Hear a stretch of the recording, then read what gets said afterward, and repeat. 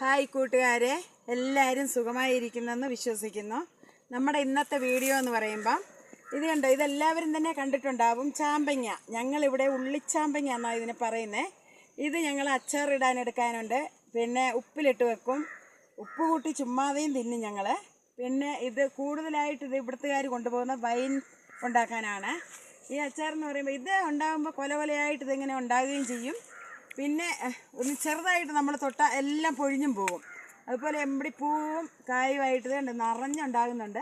ഇത് കഴിഞ്ഞ വർഷം കാറ്റത്തൊടിഞ്ഞു പോയതാണ്, വലിയ മരമായിട്ട് നിന്നതാണ്.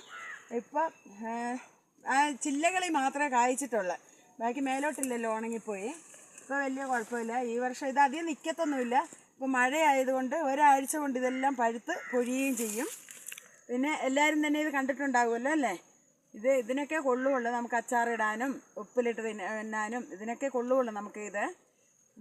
ഇനി നാളെ നമുക്ക് വേറൊരു വീഡിയോ ആയി കാണാം.